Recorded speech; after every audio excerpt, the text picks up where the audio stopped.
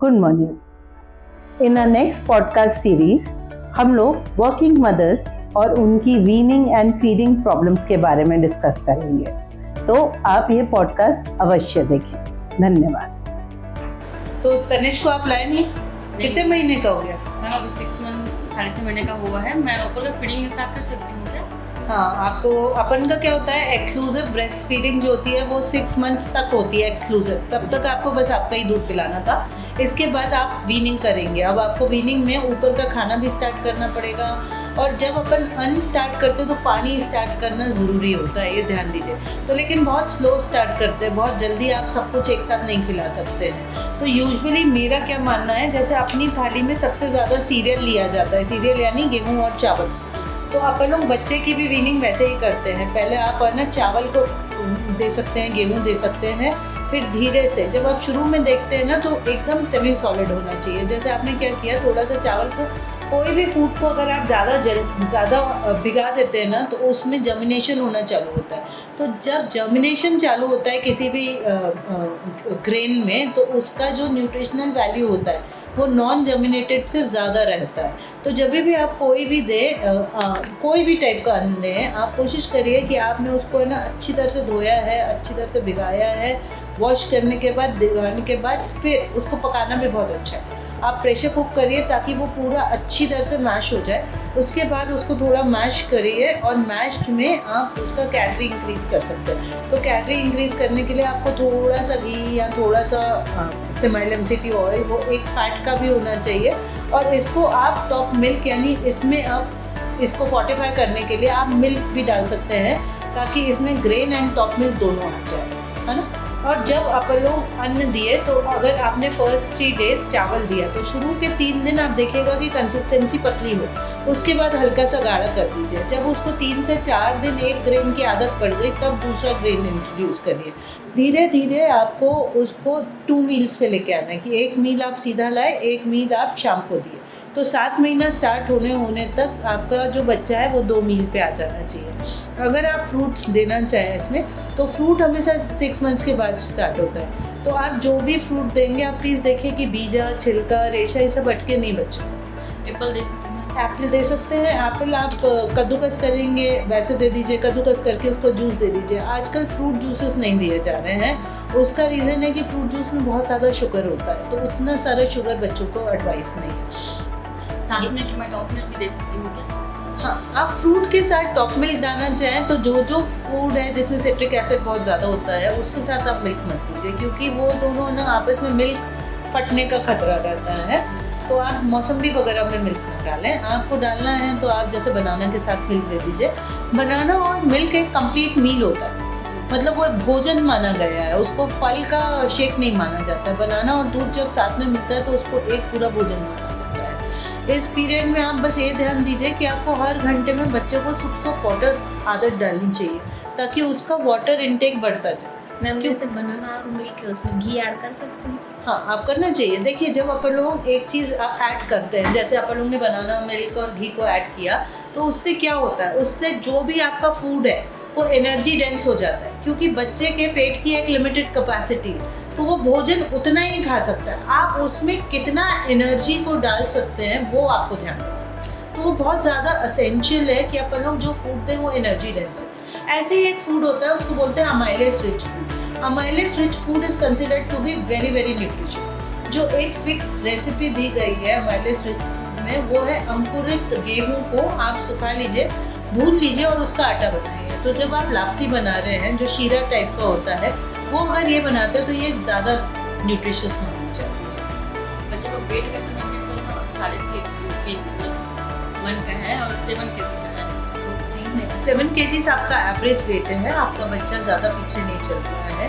अपन को हर वैक्सीनेशन पे अपन को उसका वेट, हाइट, हेड साइज और एक्टिविटीज़ सबको मेंटेन करिए। जैसे आपने देखा होगा, शुरू के हर महीने बच्चा 1-1 किलो बढ़ता है, उसके बाद वो 600 ग्राम बढ़ रहा होता है, उसके बाद धीरे से वो 300 ग्राम बढ़ेगा। तो वो आपको पूरा जो WHO के ग्रोथ सेंटाइल्स है उस पर आपको चार्टिंग कराती रहनी है कि आपके बच्चे की एक भी सेंटाइल नीचे नहीं आनी चाहिए। सेंटाइल मतलब वो एक पर्टिकुलर ट्रैक को फॉलो कर रहा है, तो उसको उस ट्रैक के नीचे नहीं आना चाहिए, वो ट्रैक एक ट्रैक नीचे न हो। अगर एक ट्रैक नीचे उतरने लगा तो आप ध्यान दीजिए और उसकी फीडिंग के ऊपर आप ऑपरेट करिए, तब आप अपने डॉक्टर से मिलिए। Ma'am weaning food daily how many times we can give? जब 6 मंथ्स का बच्चा होता है तो आप लोग पहले 1 मील से स्टार्ट करते हैं। By the end of 6 months अपने को 2 मील्स पे आ जाना चाहिए। 7 मील्स के एंड पे आप 3 में आना चाहिए और 8th मंथ के बाद आप 4 मील्स। 4 मील्स के बाद आप नॉर्मली उसको ग्रो कर सकते हो। 4 मील्स का क्या होता है कि 2 मेगा मील्स, 2 बिग मील्स होते हैं। 1 एक ब्रेकफास्ट टाइप का मील होता है और 1 कोई फ्रूट। इसमें 1 टॉप मिल्क का भी बोला गया है, लेकिन बोला जाता है कि टॉप मिल्क जो है वो किसी भी ग्रूअल के साथ मिला कर दीजिए। ग्रूअल क्या होता है, जैसे दलिया हो गया, पॉरेज हो गया या खिचड़ी हो गया, उसके साथ दूध दीजिए। एडेड दूध ऐसे ऐड किया जाता है शुरू। मैम मैं वर्किंग वूमेन हूँ, मैं जब बेबी को छोड़ के मतलब ड्यूटी आती हूँ तो क्या मैं मिल्क घर पे रख सकती हूँ? कितने घंटे तक वो मिल्क सेफ है?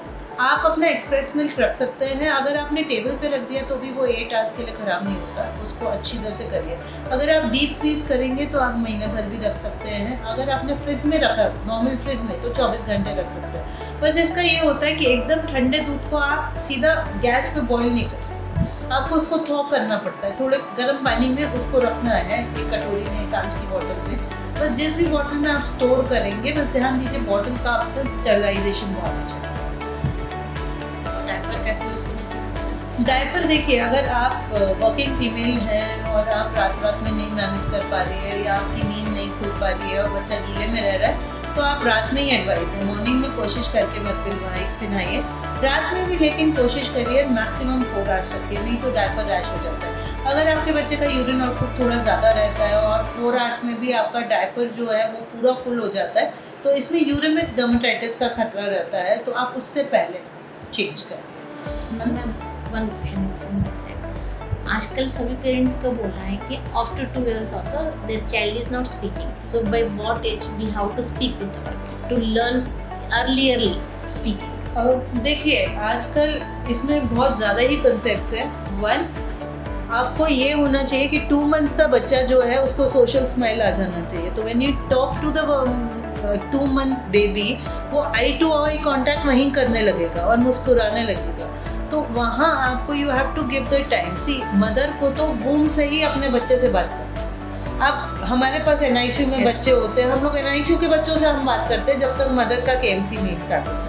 इसलिए हर मोमेंट, सी, आप 9 महीने जो इतना आपने प्रेगनेंसी फॉलो किया है वो अपने बेबी के लिए किया है। तो बेबी आपके हाथ में आया है तो बेबी से तो आपको फर्स्ट डे पे ही बात करना चाहिए।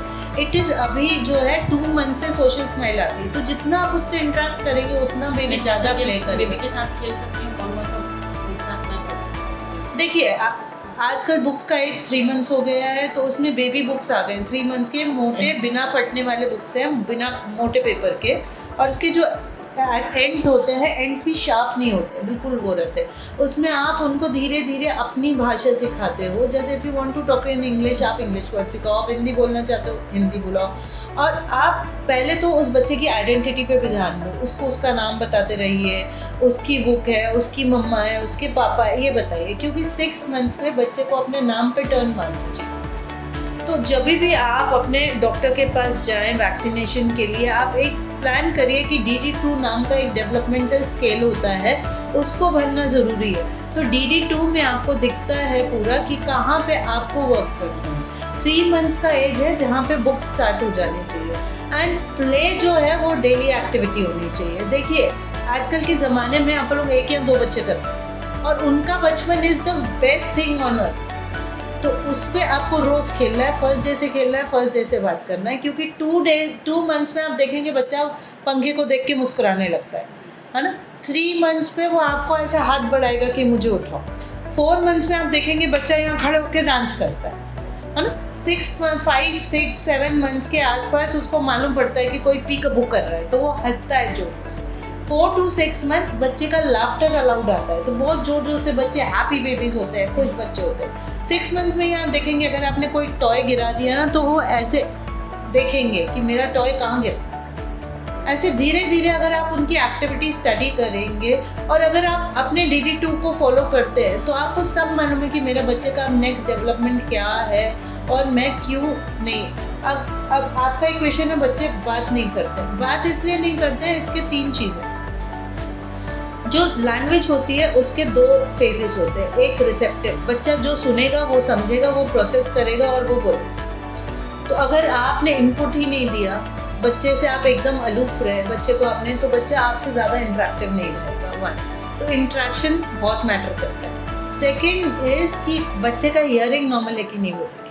तीसरा, अगर आप बच्चे को आउट ऑफ द वे सब करके देते रहो, उसने की आपने चीज़ दे दी, उसने ऐसे देखा आपने चीज़ दे दी, तो उसने कम्युनिकेट कर ली है, उसने नॉन वर्बल कम्युनिकेशन दे दी, उसने ऐसे किया, उसने नॉन वर्बल कम्युनिकेशन किया। अगर उसका पर्पस सॉल्व है यानी उसने कम्युनिकेट कर लिया, उसने अपनी बात आपको समझा दी। अगर अपन लोग इशारों से थोड़ा आगे उससे इंटरेक्ट करेंगे, जो इशारों से वो नहीं समझ पाएगा तो वो समझेगा। सेकेंड थिंग जो है वो है absolute no to screen. Under 2 years screen time has to be 0। तो बच्चे नॉर्मली सब बोलते हैं, they speak and you also enjoy. See it is a very big thing कि मदरहुड जिसके लिए आपने लॉन्ग किया और लॉन्ग करा, you waited 9 months for motherhood, now it is time that you celebrate your motherhood. तो बच्चों को आपको 2 चीज़ ऐड करना है। 1, life is a celebration. When your kid is small, make your life is a, और उसकी हर उपलब्धि को बहुत सेलिब्रेट करिए, बहुत ज़ोर ज़ोर से ताली बजाइए। आपके बच्चे का first step, first eating, first drinking, please celebrate. और एक चीज़ इसमें और ऐड होनी है, फैमिली पॉट ईटिंग। आप कोशिश करिए कि 1 year तक बच्चा कॉमन टेबल पे आ जाए और कुछ तो खुद खा ले। मैम पानी स्टार्ट करने से कैसे? देखिए, अपन को वाटर हाइजीन के लिए, वाटर प्रोटेक्शन के लिए 2 वैक्सीन्स अवेलेबल है। एक टाइफाइड वैक्सीन है और एक हेपेटाइटिस ए वैक्सीन है। क्योंकि the age of hepatitis A vaccine is 1 year, तो आपको 1 year तो पूरा कुक्ड वाटर देना चाहिए। उसके बाद hand hygiene is the most important thing, क्योंकि हम लोग अपने बच्चों को अपने हाथ से खाना खिलाते हैं, हम उनको बॉइल्ड वाटर देंगे और हमारे हाथ गंदे हैं तो फिर भी इन्फेक्शन हो जाएगा। तो सबसे ज़्यादा अडल्ट का हैंड हाइजीन। मैम सेपरेशन को कैसे हैंडल करना है? अगर वर्किंग मदर है, if she is staying out for more than 6 hours और more than 9 hours, so how to handle this? देखिए, whatever time you are giving to your child, maybe 1 hour, 2 hours, that has to be quality. वो आपका 100% undivided attention to you. Don't make him very clean. उसको आपको उसका space देना, उसका play zone ऐसा बनाना है। और अपन लोग इंडियंस हैं, अपने पास अच्छी फैमिलीज है, तो बच्चा जो है दादा दादी का पोता है, बुआ का भतीजा है, मासी का भांजा है, तो उन सब से इक्वल अट्रैक्शन कनेक्शन रखिए। And don't be over possessive कि दादी ने गलत खिला दिया, इसने ये कर दिया। थोड़ा आप भी, if you change your, it is a slow process. अपने बच्चे को स्लोली अडेप्टेशन में डालिए कि वो सबसे